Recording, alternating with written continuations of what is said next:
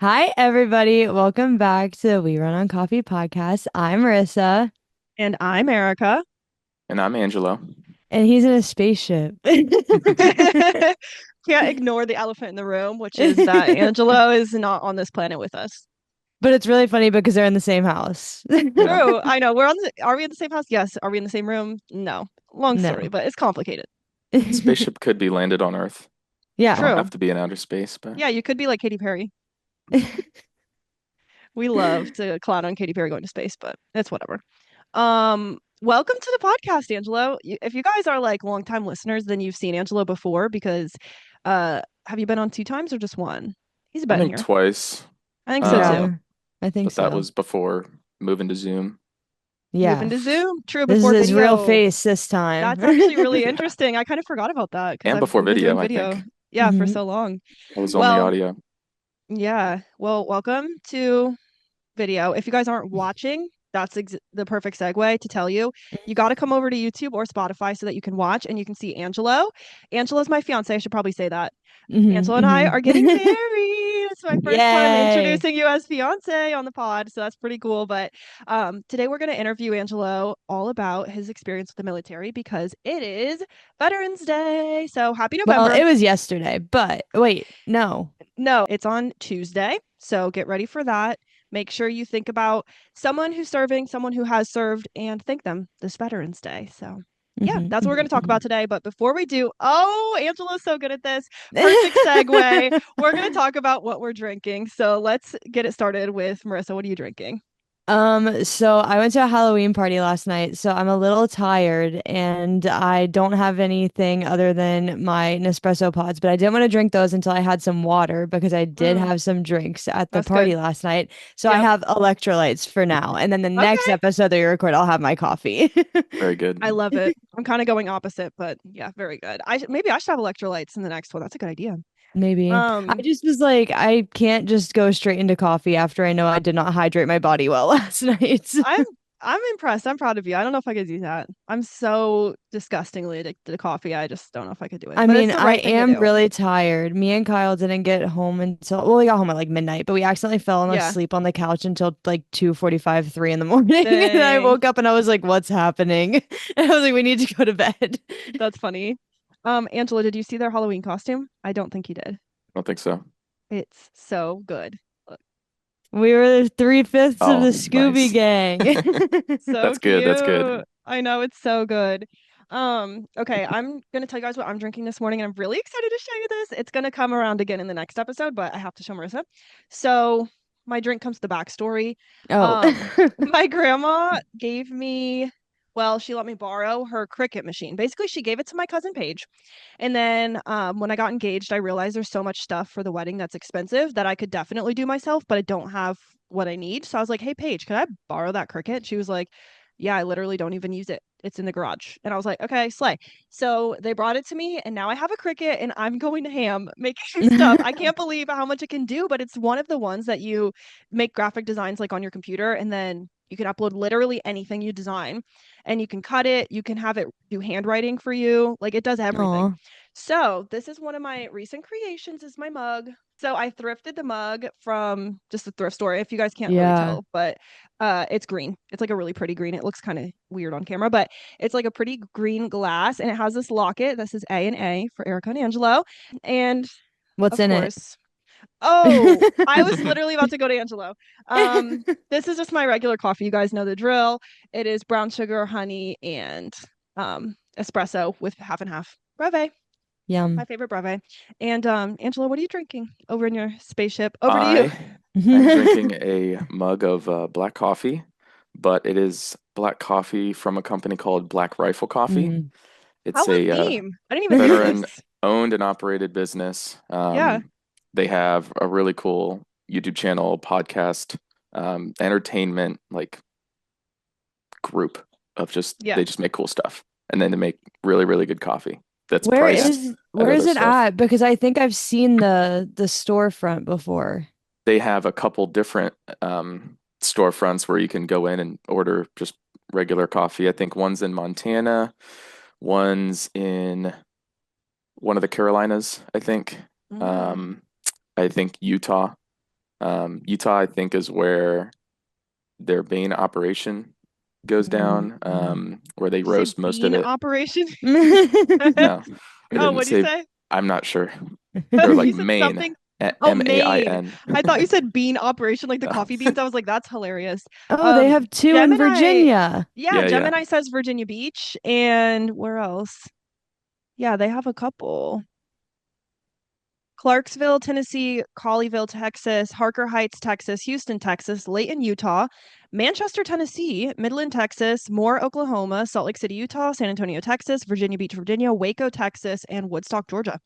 That's so many. Yep. I didn't realize that they had Yeah, that many. way more than I thought too. Yeah, I didn't realize. Um, That's such an on-theme coffee. I can't believe you accidentally did that. But to be fair, Angelo drinks Black Rifle every day, so it's not Every like day. he planned it. But that's his everyday coffee. They did a buy one get one free, and Angelo bought 5 bags and got 5 bags free. So we literally have 10 bags Black Rifle just stacked up. But what flavor are you drinking today? It is the French vanilla. The Mm. French vanilla and the hazelnut smell so good. Like they make the house smell amazing. I I love love a it. good hazelnut coffee. It's too good. Okay, so we're just gonna do a quick little chit chat, literally so fast because we have a shit ton of questions to be honest. But what are your top two things that you're looking forward to right now? We'll start, babe, and then if you want to look at your calendar, I know you did not. Angelo came in blind. He's like, I'm not gonna read the question. So you think about it and we can go first.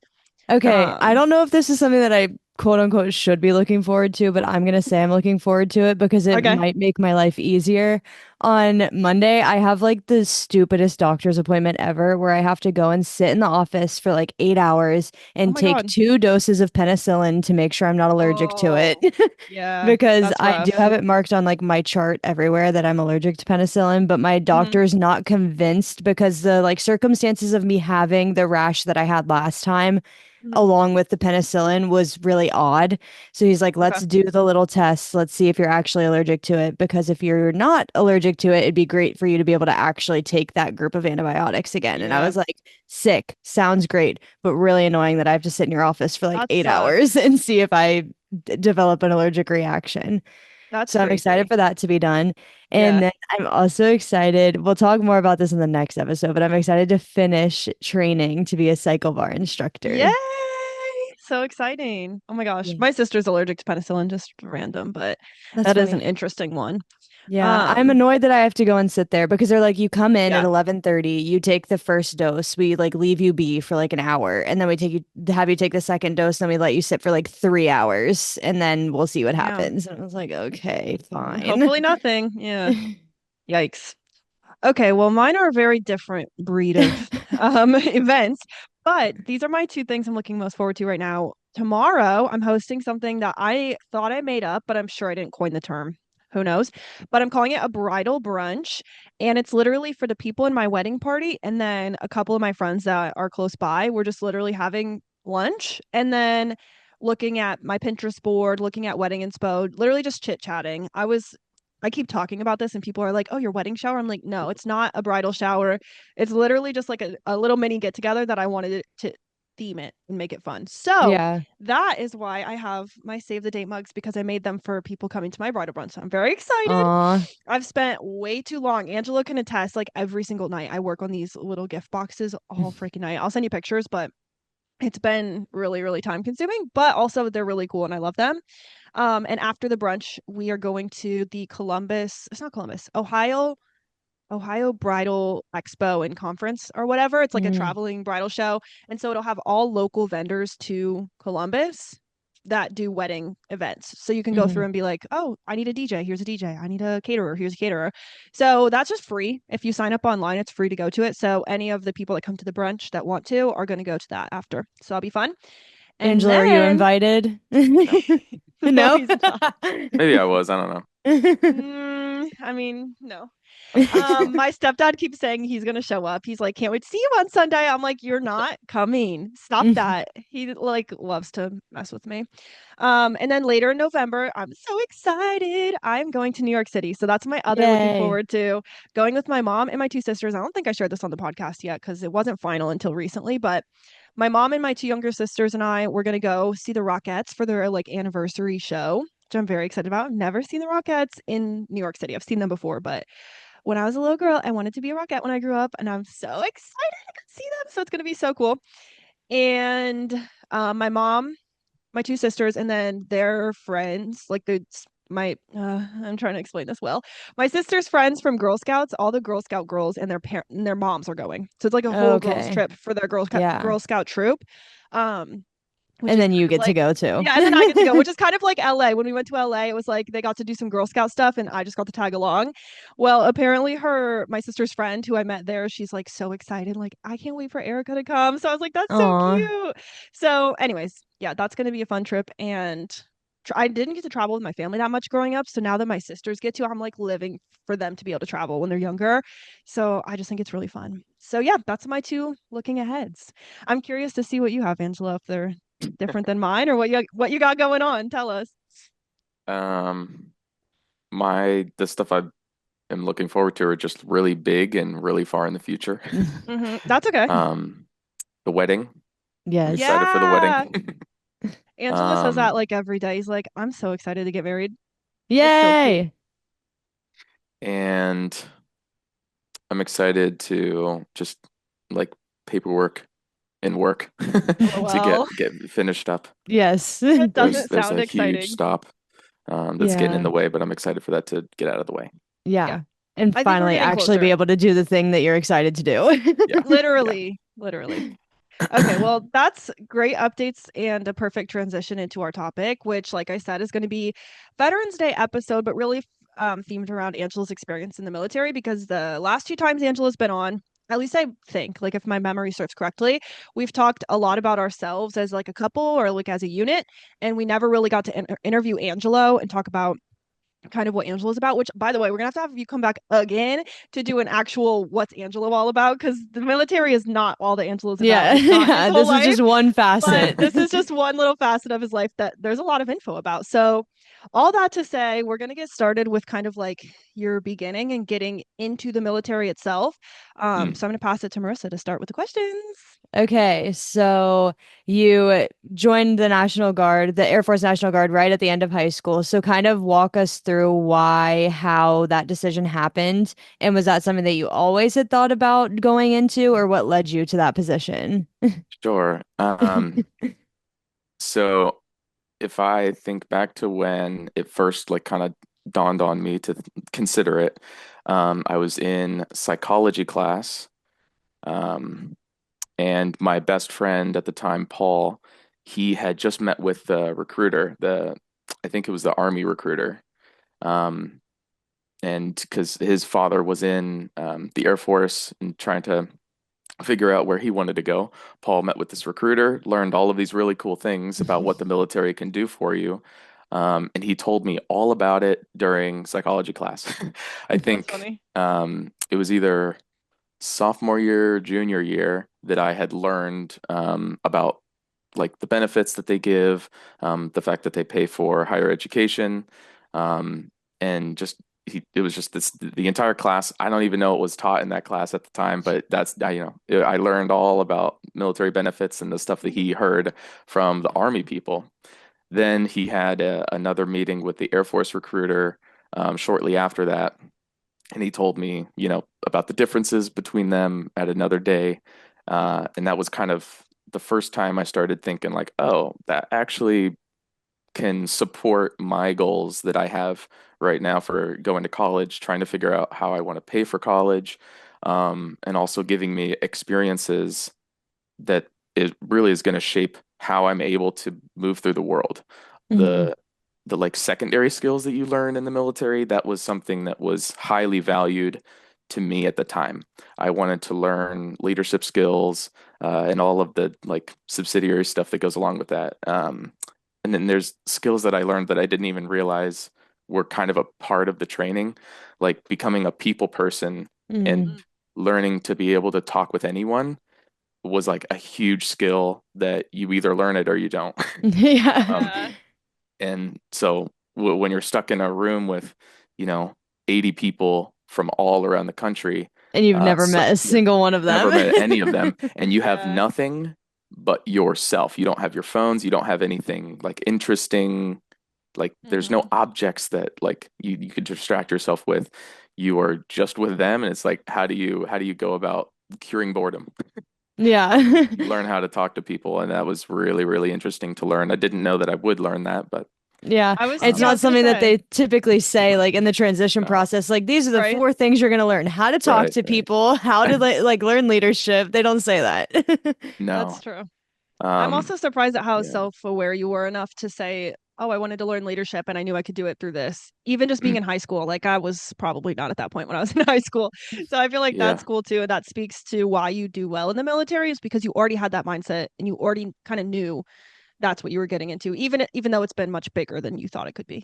yes, yeah. Interesting.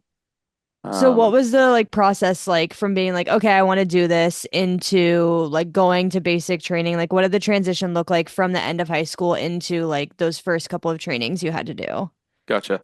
So I'll tell the story on how someone will move through the process in active duty because they are completely different. Okay. How someone joins active duty or they join the National Guard slash reserves. Can you, If before you do answer that, can you actually just tell us, this is our next question, but I feel like it makes more sense here. Tell us the difference between National Guard, Reserve, and active duty so that because I think a lot of times too people mix up Reserve and National Guard. They think that they mean the same thing and they don't. So will you tell us the difference? Sure. Before I go through explaining all of that, my opinions are my own. I don't speak for anyone besides myself, and I don't speak for any organizations. I do not speak for the United States Air Force. I do not speak for the United States government. I speak for myself, and that's how I'm speaking right now. Yes. Um, Active duty, they are full time.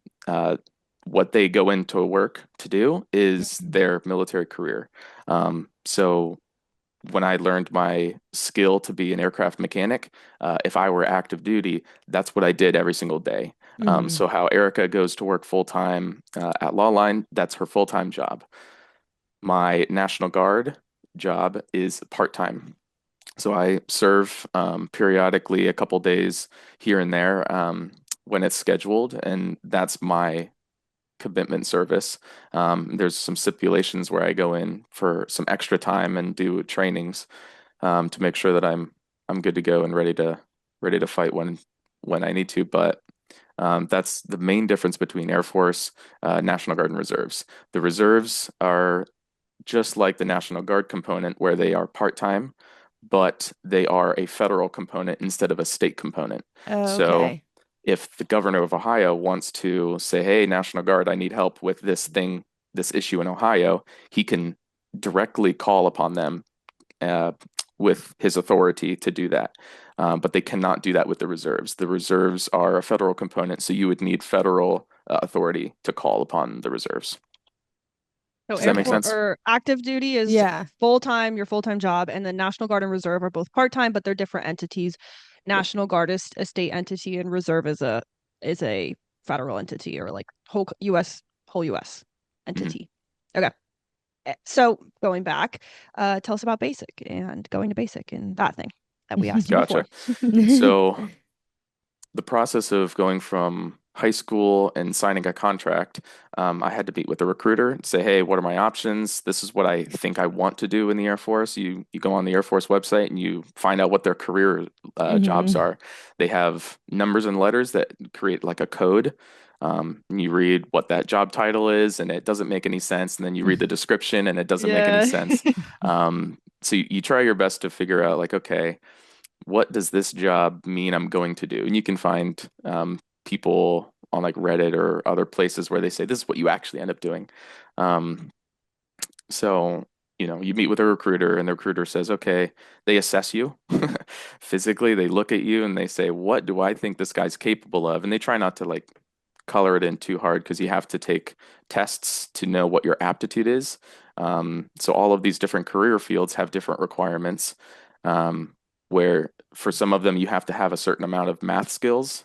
And if you can't get up to that level of math skills, you can't do that job. You have to go to a different Okay. job.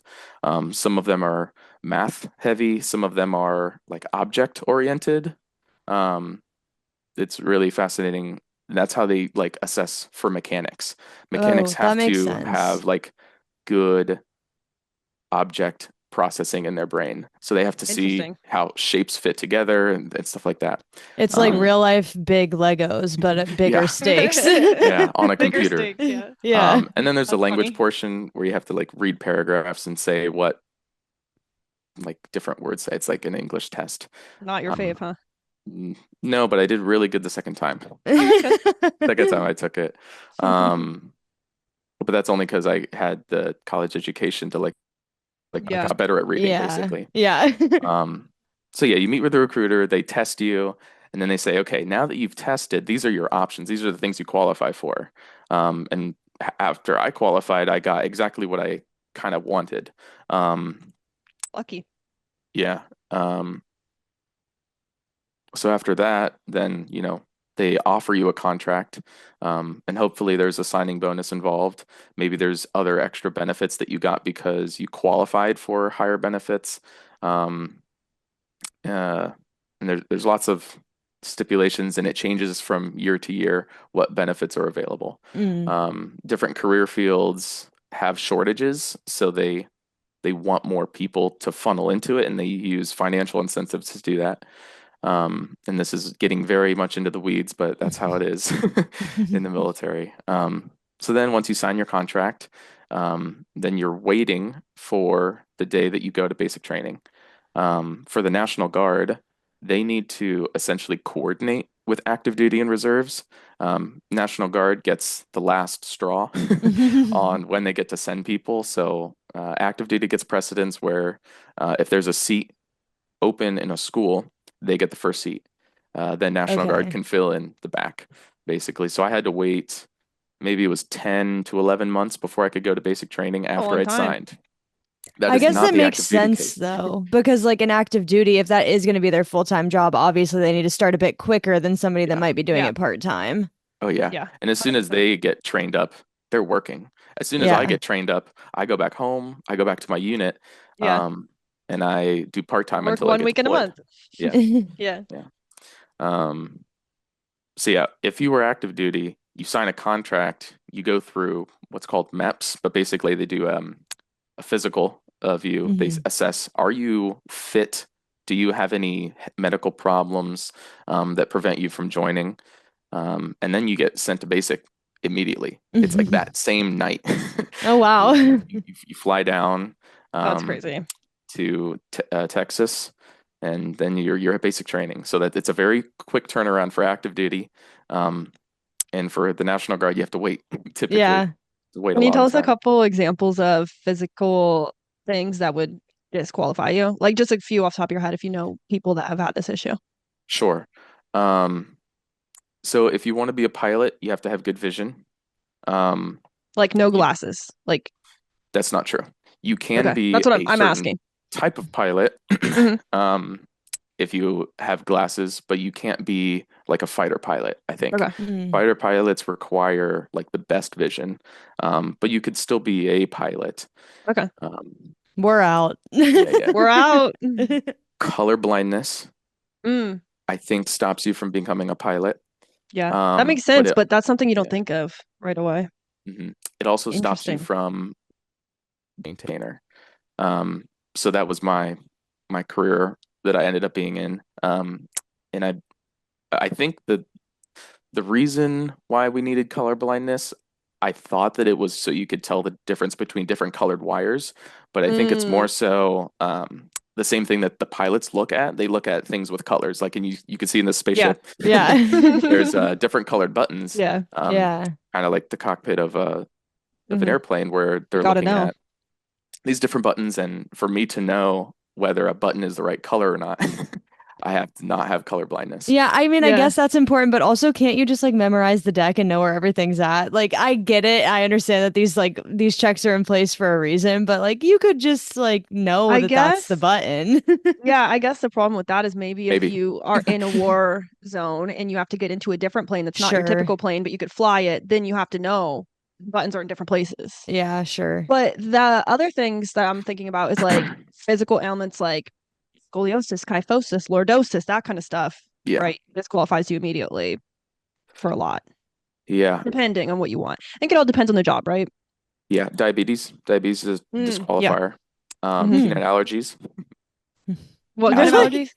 peanut Oh, asthma. allergies. Yeah. That's Um, Angelo crazy. was telling me this and I didn't understand. I was like, why are we discriminating against people that have XYZ? And he's like, if you think about it, you're in a war zone. Again, you're not going to be able to get your diabetes medication dropped from the sky.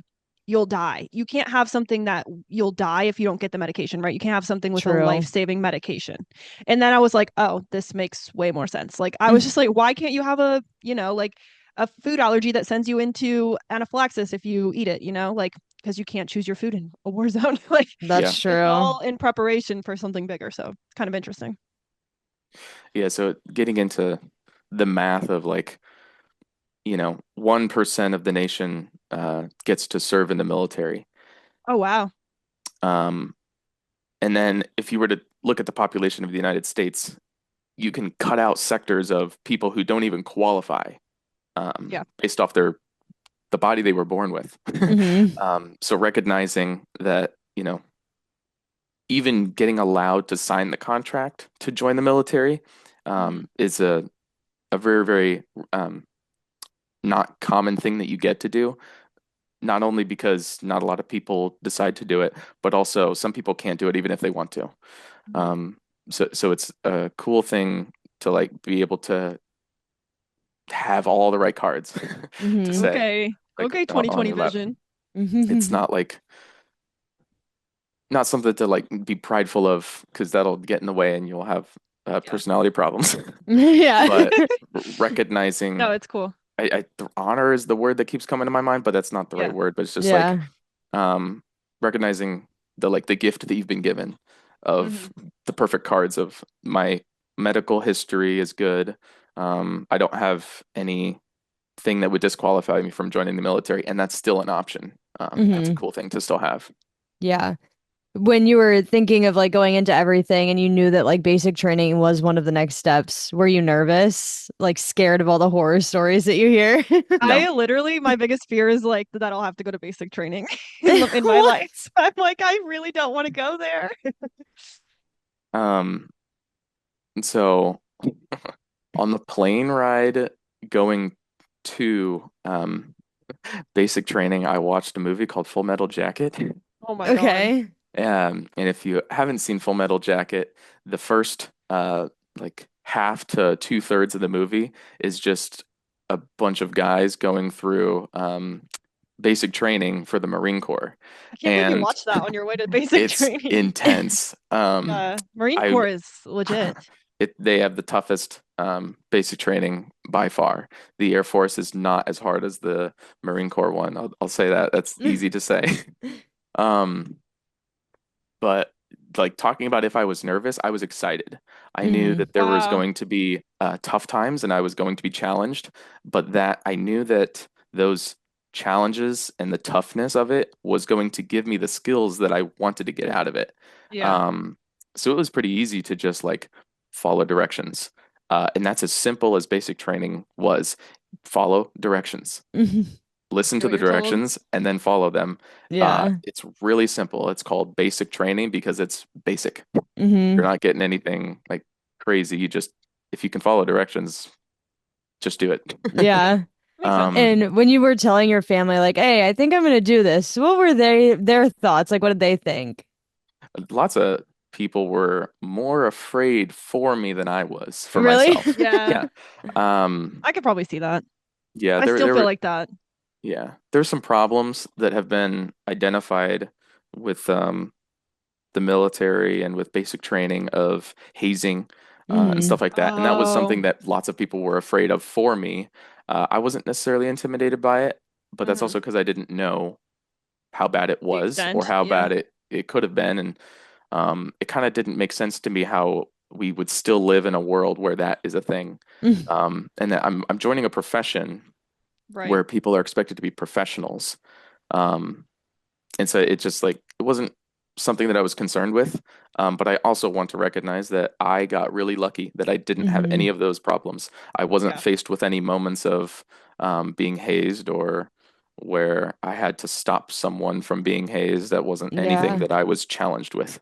I know that the Air Force, not just the Air Force, but really the military, but also lots of other um, places deal with this same issue of there's the old guard and then the new guys that come Mm, in, and how do you train them up? And it's just like human respect.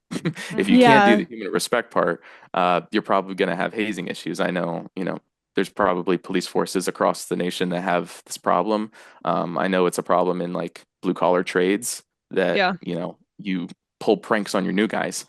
Um, I and mean, you that's hear it that's all the hazing. time in like the college like Yeah. perspective, Yeah. like hearing it in like Greek sorority and life. fraternity life. Like I know I went to a school where a really big hazing incident happened that caused like a Yeah. lot of legislation to happen in Ohio. Yeah. But like you're saying, if you just go into it and you understand that you're going into something to become a professional and you treat people with human respect, like maybe that's how everybody should look at it. But unfortunately, that's not quite the case. Yeah. I'm really Not the curious. case. I've never asked you this, but how did your parents react to you telling them that you wanted to do this? Because you don't come from a, oh, my dad served, my mom served, whatever. Like your parents have not been in the military, so you were the first one of them. Hmm. How did they react to you telling them? Like, were they They were excited or open. okay? They, you know, they recognized the possible problems of like, Right. It's scary to send your kid into the military, yeah, I you presume. know, the potential for hazing is a concern, but also the potential to go to war and to die. To die, yeah. Yeah, Um, yeah, they just wanted to make sure that I understood what I was agreeing to. right. Well, Um, you're You're like, 18 you're years old. actually I'm ready to like, die? Are you sure? yeah, no, when you said, oh, they present you a contract and you sign it, whatever. I'm like, you're 18 years old. Like, I could have never signed a contract at 18. I don't think I could have done it. You know what I mean? Like, that's huge. yeah. You're so young. That's interesting. Okay. So yeah, Yeah. they just Anything wanted to make else? sure I understood, but they weren't. Yeah, They that's they good. they recognized my autonomy Hmm. to Yeah. make that decision. I just I imagine don't. like not knowing a lot about the military, and then my kid says, "I want to go into the military." You're like, I don't even know where to begin Yeah. on what to say or ask, if you don't know anything about it. Hmm. Not to say My that they don't know two anything.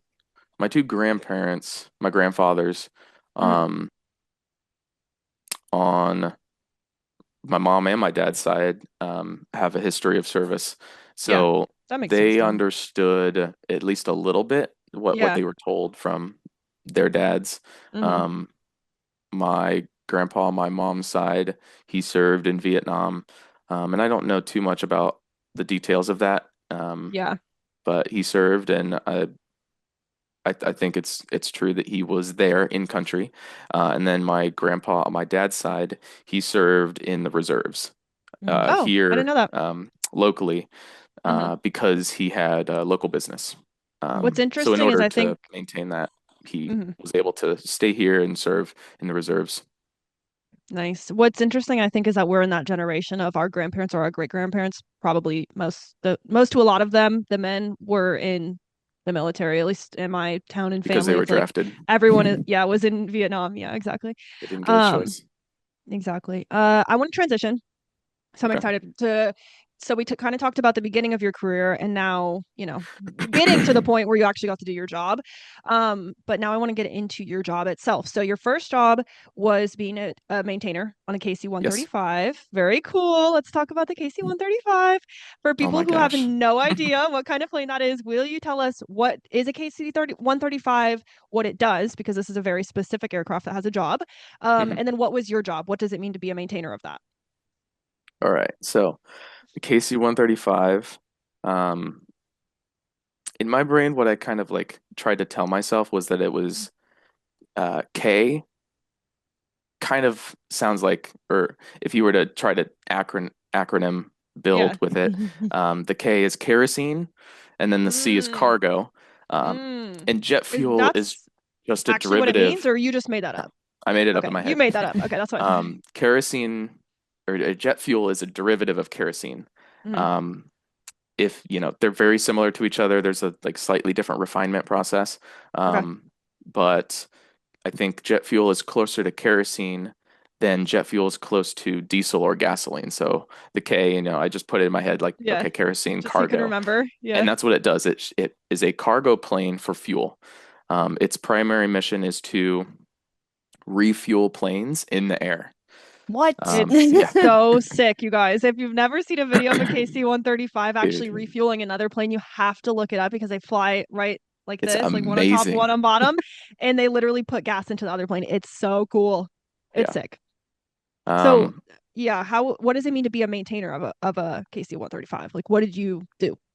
to be a maintainer of any of the Air Force aircraft, or even Army aircraft, Navy aircraft, or Marine aircraft, is just you are making sure that that plane is airworthy at all At all times. times? Whenever a mission comes down and says this aircraft is expected to be at this place to serve this mission, and then hopefully return. Mm-hmm. And making sure like the maintainer's responsibility is making sure that the aircraft is going to function properly, it's going to be safe throughout the entire duration, um, and that it can complete its mission. Mm-hmm. If the aircraft can't do those things, the maintainer has failed. So that Literally, is, plainly maintain the plane. yeah, yeah. You Very make sure plainly that put. it continues to function. I'm gonna look up a photo and then I want to put it on the screen just so you guys that are watching can actually see what we're talking about because they're Hell very yeah. cool. But the KC-135, it looks like a giant military plane, but it has a little stick, right? That comes down called the boom, right? Mhm. It's called the boom. And the Yep. person that drives it, I always thought this was interesting. The person that operates that stick is called the boom operator. How sick is that? And then they connect that boom to the other plane below it to fill it with gas. So I'll put a picture Mhm. or I'll like make sure we have a picture to put on screen. But watch a video because they're freaking cool. I You can was like, watch yep, lots of videos. They yeah. do I was cool like, stuff all the time.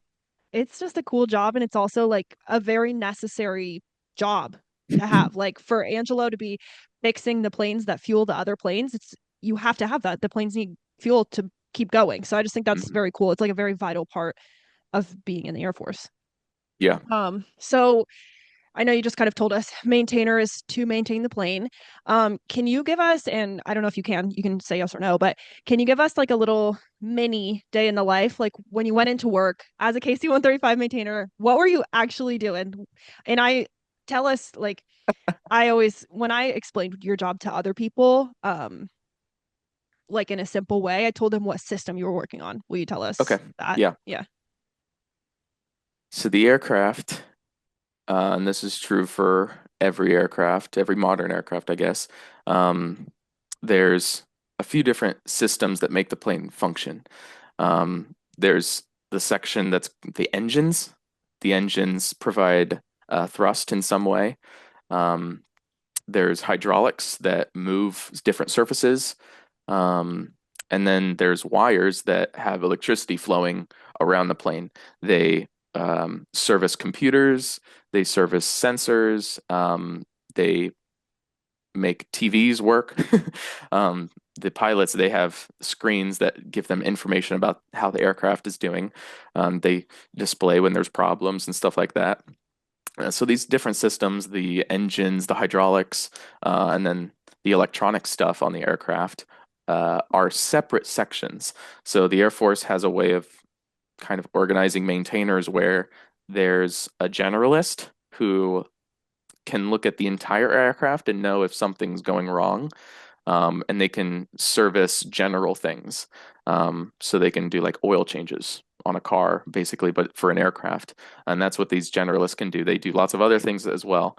But then we have specialists that learn the specific system. My role as a maintainer was a specialist, and I specifically dealt with the computers on the aircraft.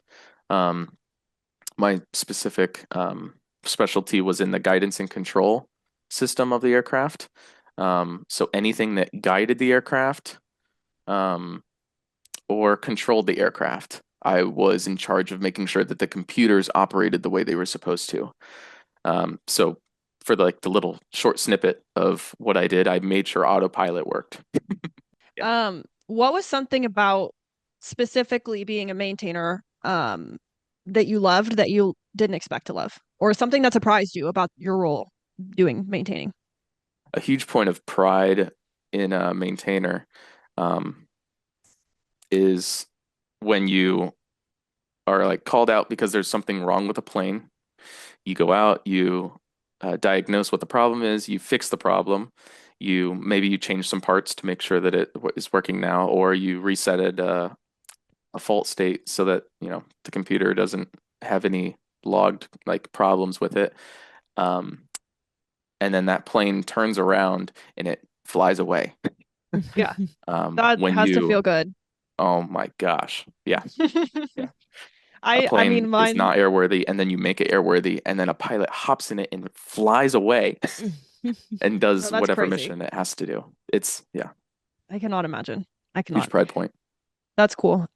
Is there, on the contrary, something that was a lot harder or more challenging than you expected when you had expectations when you first went into the role, and then now that you are, spoiler alert, not a maintainer anymore, was there anything throughout that process that was more hard, sorry, more challenging than you thought it would be?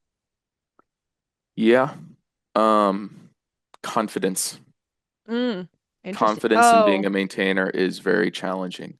that would be Knowing hard. that you are skilled enough to declare the Yeah, aircraft is safe to fly, yeah. because I don't fly the planes, but I have Yeah. to You're know responsible for the that person who everything I does. did Mm-hmm. was perfect, and literally to the T, it was perfect. Yeah. Um, the level of precision in aircraft maintenance is, maybe it's only second to spacecraft Right. precision, but genuinely, a lot of spacecraft, they just send machines into the sky, so there's not like souls on board that need protected. If a Right. rocket explodes, hopefully there's no people on board, and there's probably not people on board.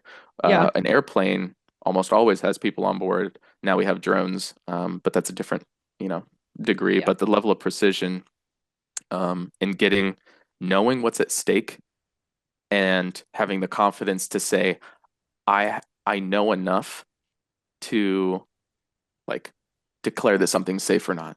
That Hmm. was very challenging. That was something that was really, really hard to get behind. Well, I imagine if you see stories sometimes where it's like training flight crashed or whatever, and when you read those stories, just to even see like autopilot failed, that's why this plane crashed or whatever, like you have a Mhm. responsibility in a way too. And to have that responsibility is massive. Then to be, like you said, confident and say, yes, this plane is safe to go, Mhm. you have to know. You have to know because if you don't, people will die, right? And Like Yeah. there's if it's not people right. skills behind all of that, Yeah. because as you're, getting the aircraft ready to go, the pilot walks up to you and is like, "Is this plane ready to go?" And you look them Oh, in their eyes yeah. and you And you say, tell them. "Yes." Wow. I cannot. That is too Yeah. wild.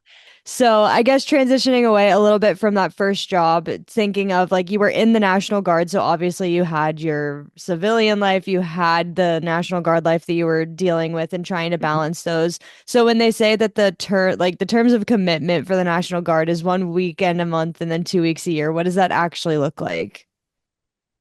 One weekend a month and 2 weeks additional throughout the year. Um, It can look a lot of different ways depending on what your role is. My task, there would be a calendar for the year that was just determined by the base leadership. Basically, they pick weekends, um, and then, on those days that it says this is the drill day, you basically drive into work. You put on the uniform, you follow all the rules that you've learned in basic training on like how to put the uniform on. You abide by all of the standards and the regulations that exist that tell you this Hence is how you Angelo's wear a hair. shirt, this is how you wear your hair, this is how you shave your face. You follow all of those rules, and you walk in to work, and then you do your military job where you've learned your skill. And that usually starts off with a morning meeting saying, this is what's going on, this is where things are at. So for aircraft, we would understand, okay, these are the planes that are broken.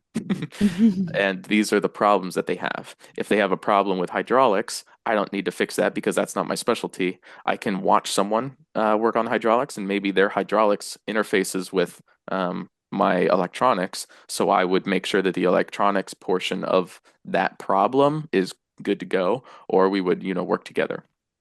And that would be a weekend. Um, a lot of times, drill weekends would fall on an event that you wanted to attend, a concert that you wanted to go to. Um, so if you're a decent worker and you have respect in your office, sometimes your supervisors can work with you, being like, okay, yeah, you wanted to go to this concert. Um, we can work out a day for you to come in a different day, and you can Make it split up. that time just on a different time.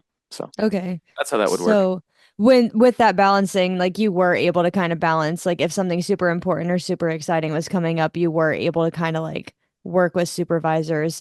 I mean, not every time, Mhm. obviously, but Within reason, yeah. yeah, Yeah. That was that's good. something that was allowed. Um, but the like thing that I led with that was you kind of got to be a good worker. You've got Yeah. to earn that Yeah. um, like Privilege. ability, yeah, the Yeah. privilege to It's true. be given that. Yeah. We say no to a lot. Like if someone says, Yes. "Hey, can we do this at this time?" You have to say no, like we can't go to that concert. There's drill and it's in less than a month. So you're not gonna like a lot of times if say there's like a wedding on drill weekend, Angelo can ask 5 months in advance and be like, "Hey, I have a wedding on this day. Can we work that out?"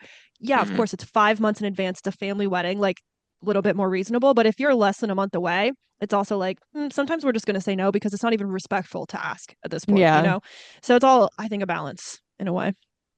Yes. So with being in the guard, what would happen if you get activated or called up for something bigger? If the National Guard is activated, um, there's no option. That is what's happening. So if you're activated for a local effort, such as for COVID-19, there Mm. were activations for responses. Hospitals were unmanned, um, and so they needed extra people. So they enlisted help with the National Guard to fill like different roles. Um, I knew some people that uh, were activated for that. But then there's also military operations that happen around the globe where you get activated to do that. Um, Hopefully, that's on a volunteer basis. So if someone like has big plans coming up during that activation time, during that deployment, um, someone else might be in a better position to serve on that deployment, but the seat has to get filled. So if nobody conveniently wants to do it or has the skills to do it, um, someone's got to go. And then Yeah. they pick Hmm. You someone. can't just say no. Yeah. And How hopefully, often go ahead. how often do you have to be deployed as a National Guard member? I realize we didn't really talk about that. We talked about 1 weekend a month, 2 weeks a year, but that Mhm. excludes That's deployment your and that is minimum a commitment. requirement. Yeah, yeah. So there's some people that went through their entire enlistment, which is the contract, and they didn't deploy. They didn't deploy Oh, once. I don't know if that's how they wanted to do it. Um, interesting. Maybe they had like they wanted to, but something got in the way. Somebody got in the way. Somebody hopped on the trip instead of them. Um, and sometimes, just things happen. So the minimum commitment is the 1 weekend a month and 2 weeks a year. Um, so if you complete that minimum requirement, you can kind of you don't Get like by. have to deploy, but if Mhm. there's a deployment and you haven't gone and everyone else has gone, it's like it's It's your your turn, bro. turn. Your turn. Yeah. Yep. Yeah, it's your turn. Why don't you So, go see what the world looks like? is there a requirement though, like every so many years or something like that? Yeah, I there's like downtime. So if you okay. serve on a deployment, that means that there's a certain amount of time where you can't deploy again because you Okay. have to have a rest period, I guess. Hmm. Um, but that's like how you would determine tempo of people. But those time frames can also change. Those time frames are on a policy basis, and policies can change. If things Right. go crazy, people can be deployed for a really long time, or people can deploy again and again and again. Hmm. And you can volunteer for lots of deployments in a row if you wanted to. Yeah. Yeah. Um, so Yeah. For the record, we're talking National Guard. Active mhm. duty, whole different ball game. Active Yeah. To duties be clear. deployments are way different. Yeah. Yeah. I went on one deployment as a maintainer, and my deployment was 60 days. That's what I agreed to do. Um, and my active duty counterparts that were deployed with me at the same time, so we all end up in our deployment location and we all mix together. They have their specialty, I have my specialty, and we have our group of people that all do the same job and we work together as a brand new team. We've never met before and now we're a team. Kind of like Um, Survivor. yeah, yeah, honestly, our little avionics tribe. Yeah.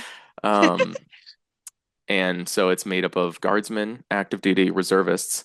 The active duty people, they were there for maybe it was a year. Wow. Um, I was there for 2 months. They were there for a year. I left my family for 2 months and I saw them in 2 months. They left their family for a year and then they came back. And then Yeah. 6 months after that, they would go out and they would deploy all over again. So their Yeah. frequency of deployments was way faster and they were there for longer.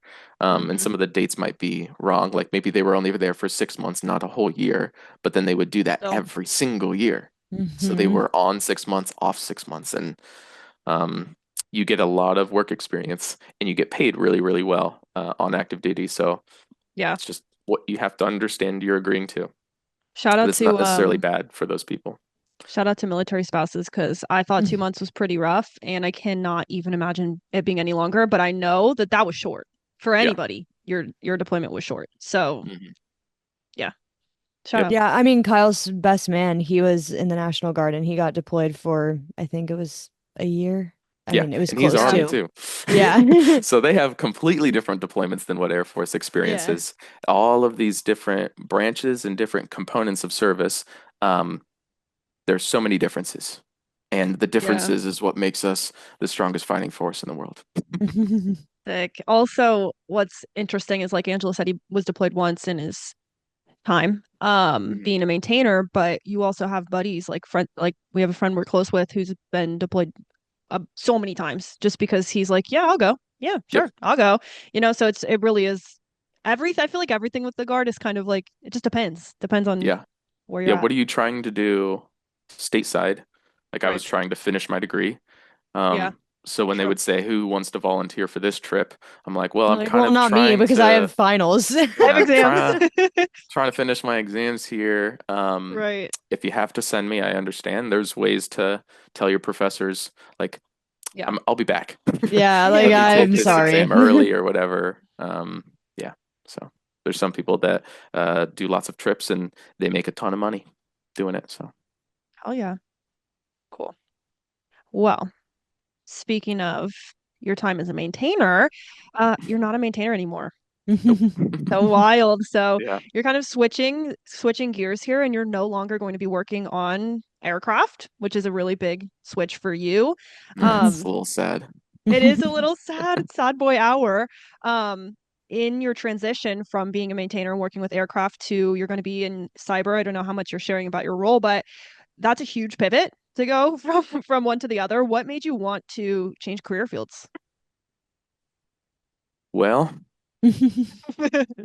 when you learn a career field, the Air Force has something that quantifies how much you know, and it's called your skill level. The levels are tiered where you have like basic knowledge, then you have advanced knowledge, and then you have expert knowledge. Mhm. Um, I had, you know, dedicated some time and I really wanted to learn and get good at my job. So I went and I upgraded from basic to advanced to expert. Mhm. And once I like was sitting in the office thinking like, okay, I've kind of gotten to that expert level, and I imagined what is my rest of military career going to look like? Can I I only be an could, expert in this one thing? Like, Right. yeah, like if I stay in this maintainer slot, what does that look like? And it's like, do I just become more of an expert? yeah, like you Right. And can't really. I mean, you can, but you you already have that absolutely can. expert clearance or whatever. Like you've reached that tier. Yeah. Um, so they're 100% like I got the like expert level skill, but there Mhm. is even a world beyond that where you can dig into the details. There's so much nuance and intricacy to aircraft that it's false to like claim you're an expert. You Yeah. can be an expert compared to everyone else. Right. Um, but there was You're an this one expert compared guy to who us. was a literal wizard when it came to Dang. aircraft avionics, and I couldn't get there. But I thought, like, do I want to just become more of an expert of what I already am? And I thought, I kind of don't want to do that. I want to learn a new skill set, and I want to learn a new skill set that I kind of want to turn into a civilian career. Hmm. So I heard that there was a unit that was doing a cybersecurity mission, and I imagined like, okay, if I get really good at aircraft maintenance, the skills that I can transfer to the civilian sector is I can be an aircraft maintainer. I don't want to fix aircraft in the civilian world. That's not what I want to do. I got a degree in electrical engineering, so cyber security uh, was something that I naturally fell into in my studies with school. Yeah. I took a class on cybersecurity and I thought it was super cool, super, Yeah. super fascinating. So I thought if the military trains me in cybersecurity, I can translate that into a civilian career, since I'm National Guard. So I thought to do that. I didn't want to keep going down the same road, um, and so this was a very challenging kind of conversation to assess with myself. Was do I want to change jobs? Do I want to work in a completely different location? Do I want to have to meet new people? Um, do I want to have to go through the testing process to make sure I have the aptitude to do cybersecurity? And that is a hard test. I I did not, completely Yeah. forgot about that. I studied like full time for this test that doesn't have study materials, um, so that I could pass Do you and think it was the get the job hardest that I test wanted. you've ever taken? Um, it's the hardest military test for sure. Uh-huh. I mean, a degree in electrical engineering comes with a lot of really tough tests, but Yes. Um, for military testing, the test that I had to take for cybersecurity, I don't think, like I mentioned that there's no study materials for it. So like there's companies that sell study materials, but there's no official like this is how you Hmm. study for this test. hmm And I think that that's because it tests how good you are at a thing.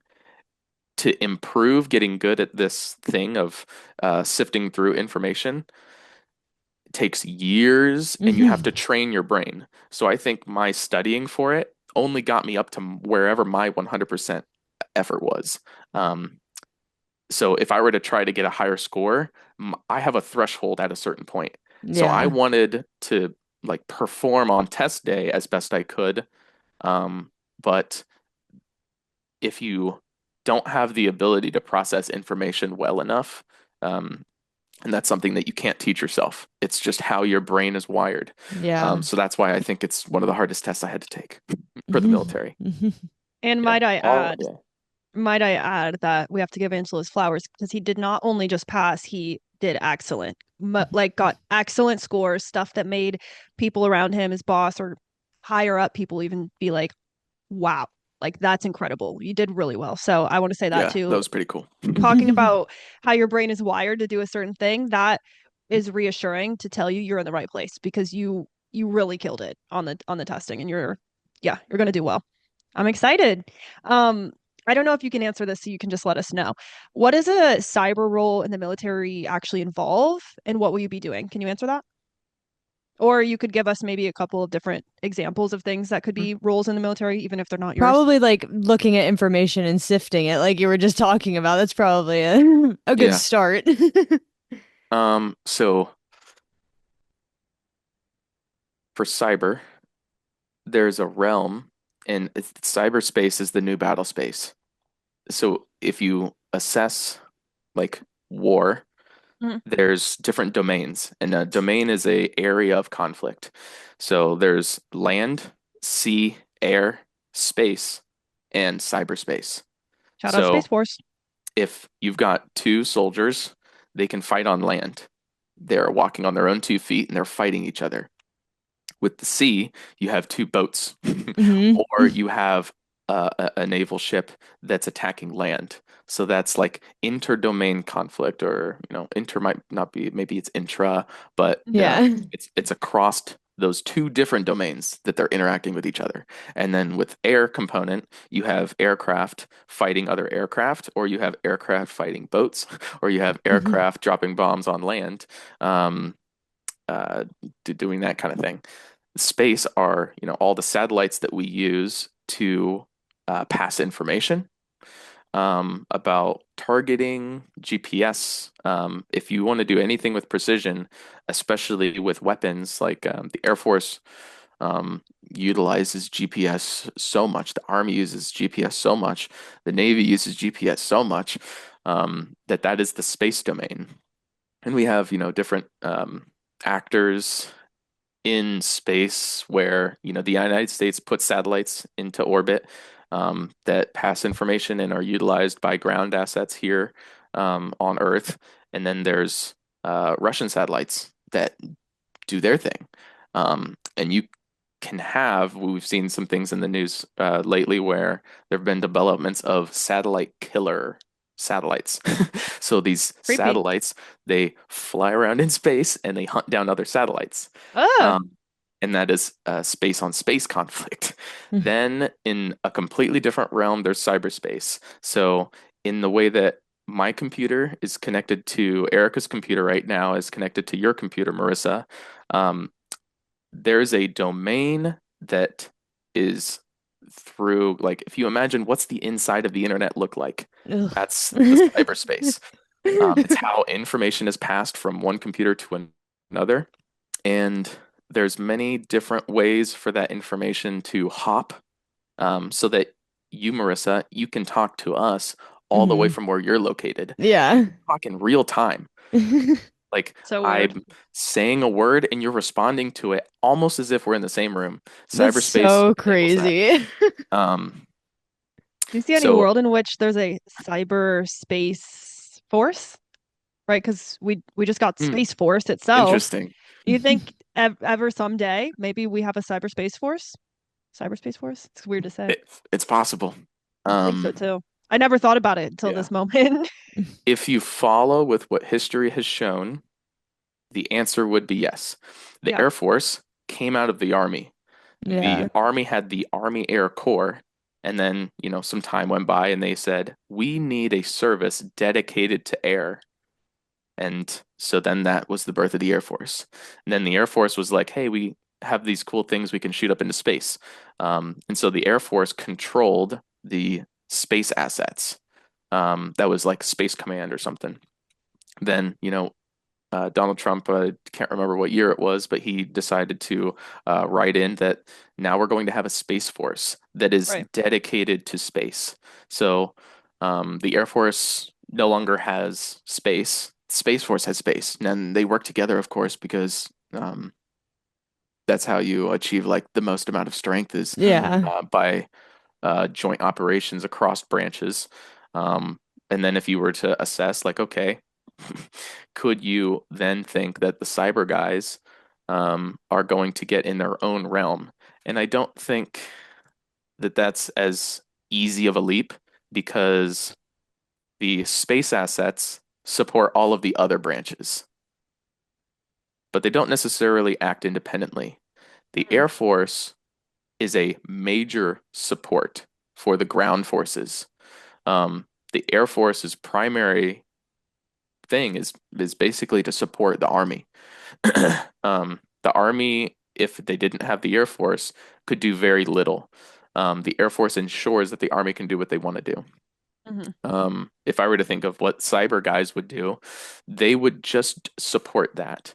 Um, and if the world evolved to a certain point of technology where you could have cyber guys fighting other cyber guys in the cyber domain, that could be a world where they have a separate branch. Mhm. But right now we have cyber guys supporting real world assets, I guess. And I'm getting very abstract and That's okay. um, but like if you've got uh, a targeting computer that helps your artillery piece aim its weapon in the right location, It's a computer and it has a cyber Mm, surface that you can attack. yeah, So that's interesting. that's where you have a cyber guy attacking a physical Yeah, um, object in the world. If you then weird. had like, we evolved to a level of conflict where we aren't fighting objects or we aren't fighting objects with objects, and you don't necessarily have people at the like with a gun pointed at them. You could Right. have like this country is going to attack this country and they're only going to touch cyber assets. Then you could have like Yeah. a cyber branch and that could make sense. Yeah. So this Interesting. is this is Well, getting very, very high level. yeah. So hopefully I Well, didn't lose you. I think we've been here for quite a long time. I don't actually know, but we Hour have four more 15. questions. Hour 15. We're gonna wrap it up for now. I feel like we could ask you questions all day. We deleted so many along the way because we just don't have time, but I'm like, wow, we could keep going forever. So getting into just a little bit of a wrap up. Um, we're just going to talk about what service means to you. So, just in general, Veterans Day is obviously coming up, the theme of our episode. What does Veterans Day mean to you personally? Do you want what service means to me or what Veterans Day means to me first? Veterans Day. Veterans Day, um, if you were to Google what it's about veterans. It Yeah. is different from Memorial Day, um, because of the Memorial Day is more so about the people who we've lost. Yeah. Veterans Day is kind of a day to remember and appreciate the people who we still have. Hmm. So all of the veterans, so the amount of the American population that is currently serving is 1% of the population. Hmm. But the percentage of people who have served, the veteran population, is much larger than 1%. Yeah. Um, it's still very small compared to the entire population. I can't recall what the number is. The 1% is kind of like an easy number to remember. Yeah. Um, but that's what it is to me. I spend time to remember that like how I've served, other Hmm. people have served. Lots of other people have served. Lots of Yeah. other people have dedicated their time in ways that I can't even imagine because Yeah. I have my very specific experience and there's millions of different experiences other people have had. Hmm. Other people have had really, really great experiences. Some people have had really awful experiences. And those experiences make them into really, really great people. And they figure out a way to take those awful experiences and turn them into strengths. Um, and that's what I look to do. Yeah. I look to find veteran owned and operated businesses like Black Rifle Coffee. Um, Love. a little plug for them. They take a substantial section of their proceeds and they put it towards like donating to charities and foundations that I really think do good. There's lots of veteran foundations that take money and they Yeah. have very high administrative costs. So most of the money that they receive doesn't actually go to their mission, Right. unfortunately. So what I think is really cool is about taking this professional look at like, are you actually doing what you're trying to do, or do you just exist for lip service, Yeah. basically? Hmm. Um, so, like trying to find things to do and businesses to support because they support people. It's not just a company that makes good coffee. They have employees, and they actively give back. There's, lots of videos you can watch of Black Rifle Coffee having events where they bring in all of these veterans who are underappreciated, and they give them moments to have camaraderie and feel appreciated. And Their that's really videos are cool. really good on YouTube, Yeah, the Black Rifle videos. they have a good media team. Yeah, They and do. it obviously helps that their coffee is good too. Yeah, yeah. Right. If you have Yeah. bad If they had a coffee, crap product, yeah, I we don't know if wouldn't I'd get buy so it. far, Yeah. right? I mean, Yeah. like obviously you support where you can, but also your product has to be good. Yeah. 100%. And if they're not selling a product, they could be not a NGO, but Foundation, like a yeah, a nonprofit. foundation, nonprofit, yeah. They don't have to be selling a product. They could just be Right. giving, Supporting. yeah, Yeah. support. Hmm. So, what's something that you've learned from your military service that you think has changed how you approach other parts of your life now? I think the coolest thing is the global perspective that you can easily get. When I deployed, I went to a different country. I had not been outside the United States until that point. And when you go on vacation outside the country, most people go to nice places. Um, Deployments typically are not in nice places. So you get to Right. see that the United States is so very lucky. The life I get to live in the seat that I sit in, it looks like a spaceship right now. Um, but I get to make it look like a spaceship, right? Yeah. Because I have so many resources. I have um, a very, very comfortable life. You have And freedoms. if you don't know what the rest of the world genuinely looks like, you forget how lucky we are. Yeah. Yeah. So, And you can gain that experience going on the vacations to nice places, but you don't get to appreciate what you have because mhm, you're still living in that like materialism and like going to a place Mm-hmm. where you're seeing all the things that you yeah, do have at home. It just looks maybe a little different, but you're going Yeah. to the places where it really makes you appreciate what you have at home. yeah, yeah. The percentage of people on the planet that have clean drinking water um, It's low. is not the majority. Yeah. Yeah. Um, and so, like, the thing that I get from my military career is appreciation, like good gratitude. But you can also recognize that despite all of those things that other people don't get, they are tough people. They Mm-hmm. survive. Um, and like human will is so incredibly strong. That's another thing. It's just like you can look at all the luck that you've got and you can feel bad for those people, but that's not necessarily the right answer because Yeah. they're they seem to be living life, even Kick ass despite the people. fact that they don't get on Zoom. Yeah. Right. Um, and so that's really amazing too.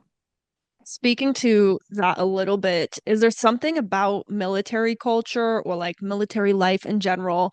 And I know that there's plenty of things, but Yeah. pick a couple, one or two, that you think civilians just don't get. We don't get it. We won't get it. It's just like a military thing. I know there's like a bajillion because Angelo watches these shorts that are like so freaking hilarious about military life, and he's cracking Yeah. up, and I'm like, what? The shared experience that everyone gets going through boot camp or basic Mm-hmm. training Yeah. is the initial thing that binds everyone together. There's differences between the Air Force and the Marine boot camp, but ideally everyone went through like a really tough time and you're transformed through that process. Right. So when I look at someone who's got Air Force on their tag, I Mm-hmm. can know that they went through that same experience, that it was tough. That's cool. And we have a point that we can relate on, even though I've never met them before. I know Yeah. that Yeah. we've gone through something very, very similar. Um, so that's like the dawn of how the like camaraderie is built, where Yeah, you it's have a like shared wearing a tough life experience. experience on your sleeve. Like, I don't know what your life experience is. Like, if I Yeah. meet Erica on the street and I don't know who she is, I'm Hmm. not going to know what she's been able to experience. But just seeing that tag that you know you have in common, you at least have one thing that you know, wow, we went through the exact same thing. Yeah. That's cool. And that's just where it starts. Yeah. Yeah. Deployment is like a whole nother thing where when you go through deployment, it's not basic training. It's way different. It Yeah. might even be shorter than basic training, but it is different. And if, lots of people have like you've go through a deployment and if someone else has gone through a deployment, like, oh, you went through the same thing, even though you were in a completely different place, you served a different role, like there's at least the family stuff that you Yeah. know they dealt with.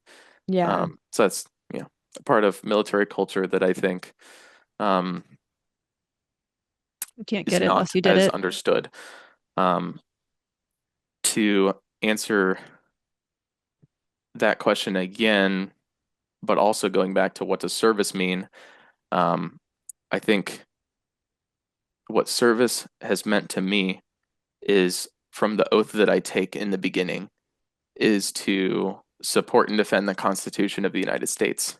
Yeah. That from the beginning has been my primary commitment. And there's lots of other clauses to that oath of following the orders of the President of the United States. The National Guard has an added clause where you will also obey orders of the governor. Hmm. Um, but the first thing is that you swear to protect and defend the Constitution of the United States. And I think that's what needs to be remembered by all people. And if you want to kind of dig in to what it's like for military members or their spouses, is that it's that. It is that their primary goal is to support and defend the Constitution of the United States. Hmm. And that bleeds into the culture of the Yeah. military Yeah. so much. And everyone takes that oath. And then to wrap everything up in a nice tight bow, if someone's thinking about joining the National Guard, what would you tell them and what should they know going in? Do your research. Yeah. You listen to this entire podcast. If you want to do anything worthwhile, it's going to be tough. Know that that's what's going to happen. But you have the opportunity to like come out the other side even better than what you were before. Um, there's lots of benefits that's provided to people who join. So I think if someone is thinking that they would want to join, um, think on it for a moment. Really assess like all the information you can gather and decide if it's going to be right for you. If you live in a country where you get to decide whether it's right for you, Right. the United States works off of a volunteer basis for its force right now. And I think that makes us very, very strong because everybody who's in the military wants to be in the military. Yeah. And I think Really that's really cares. cool. Hmm. So if anyone's considering joining, talk to a recruiter. Be very careful when you talk to a recruiter. Not everybody Valid. has your best interests in mind. You have to advocate for yourself. The only person that's responsible for your well-being is you. So make sure that you're protected. If you feel like you need to chat with a lawyer and make sure that everything looks right and everything that's being told to you is true, you can make sure. Yeah. Um, there was another piece that I thought was important, but I forgot it. But I think those oh, are good pieces. there's a lot that you can't learn by watching videos. There's a lot you Yeah. can't learn by reading books about, oh, what's it actually going to be like when I join the military? You Hmm. aren't going to know until you're in it. Um, no matter how many stories I can tell people about like what it would be like and what you actually experience when you're in, you don't know, Hmm. Yeah. unfortunately. So, just checking, that you've checked all the boxes, dotted your I's, crossed your T's, that's all. Yeah. Amazing. Okay. Well, thank you, Angelo, for being on the podcast today. Thank you for serving. Thank you for making that choice so that we don't have to. It's not a choice that I found that I wanted to make in my life, but I only get that right because you did. So thank you. Never cried on the podcast, but I feel like I'm about to. Yeah. Aw, so sweet. I don't know if I can wrap it up. Oh my Uh, God. and Never I cried can on the never do it because pod. I I just know. trip over my own Or words. you forget. In the way that Anyways. you just thanked me for my service, it's important to remember that you support me. You support the fact that I'm able to do all that I get to do. My family, my parents, my siblings, Yeah. Marissa, even um, my entire support system allows me to do all that I get to do. Yeah. Hmm. 100%. Thank you. Um, Everybody go out and thank a veteran. Just do what I just did. Thank a veteran on She November said you don't 11th, have to all cry to month. them, but you do have You to say don't. thanks. You don't. But thank them because seriously, it is only because of them making that choice that we don't have to. That's seriously the truth. If no one in the US wanted to volunteer to be in the military, guess what? They would make us because you have to have the military to keep, to keep moving. So just thank you. And I'm so glad we did this episode. I feel like we learned so much. We got so many good stories. I seriously think we could do it again and have all new stuff. Just because Angelo just goes to work every month. There's always something new to talk about. But it's been really fun. So thank you for joining us. If you guys are not watching on video, make sure you tune into YouTube or Spotify anytime to get the video. You got to look up a picture of a KC-135. If you didn't look at the video, Google it, watch a video of the refueling. It's very cool. Yeah, follow us on Instagram at We Run on Coffee, subscribe to our YouTube channel, all of the things. And please, if you have any episode requests, let us know. We're moving into a new season next year. We've been doing this for a long time, you guys. So like new ideas would be appreciated if you have any. Let us know what you like, what you don't like, all of those things. But follow us to stay up to date. Is there anything else, Angelo, that you would like to share anywhere? I mean, you don't really do social media. I can't really say follow Angelo. He's not really out there. Anything else? Any last notes before we go? Yeah, if you're trying to figure out if you want to join the military, just pray on it. You'll figure it out. Yeah. Okay. I love it. Well, thank you, babe. Thanks for coming, and we will see you guys all next time. Bye. Yay, bye. And with that, I'm Erica. And I'm Marissa. And we run on coffee.